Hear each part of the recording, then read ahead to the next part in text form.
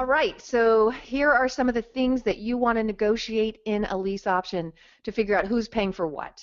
Who's going to pay for the utilities? Who's going to pay for maintenance?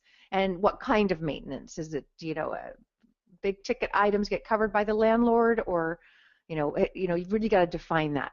Taxes and insurance, who's going to pay that? Usually it's the landlord, but it can depend. Pet fees. You need to know the number of occupants in the property, and if those occupants are going to perform renovations. Because the last thing you want to do as a landlord is have somebody go in and do a bunch of shoddy renovations on your property. They end up not buying the property, and you're stuck with problems. Or from the tenant's perspective, you don't want to be doing all these renovations and find out later that it wasn't approved. So you've got to get that clarified. And then, make sure it's clear if this property is going to be used as a primary residence or it's a flip, where that investor is just tying up the property, fixing it, and flipping it under the option. All right, so just, again, spell it out. You cannot be too clear on these things. Clarity is everything. Okay, consumer protection.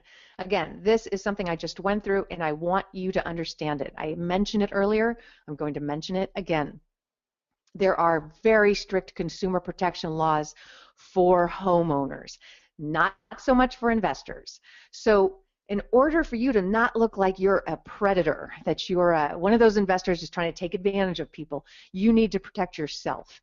And the way you do that is make sure you screen your tenant thoroughly, like you would for any application to lease a property, or even better yet, screen them to see what it's going to take for them to eventually purchase this property. If they just need to clean up their credit, well, that's fixable. But if they don't even show anywhere near the income they're going to need to be able to eventually purchase this property, again, you could look like a vulture, and you don't want to, because there are laws that don't protect you. They protect the homeowner, the consumer.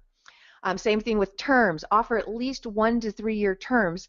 If you did like 6 months or less than a year, well, it'd be really tough for that homeowner or that tenant to clean up their credit or get the money they need, or the job history, or whatever it is that they need to be able to qualify for a loan to purchase the property. They can't do it usually in less than a year. So again, you would look like you were taking advantage of them if you didn't do 1 to 3 year terms.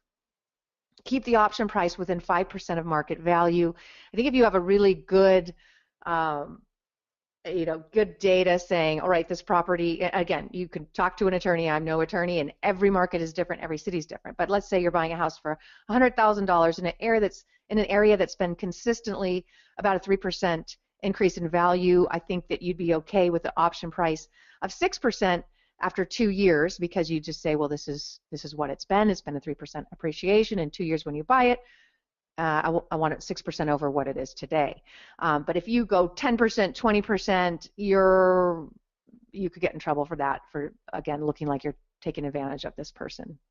You need to know the local laws. You need to know the federal laws too, but it's the local laws that vary more and can really get you in trouble.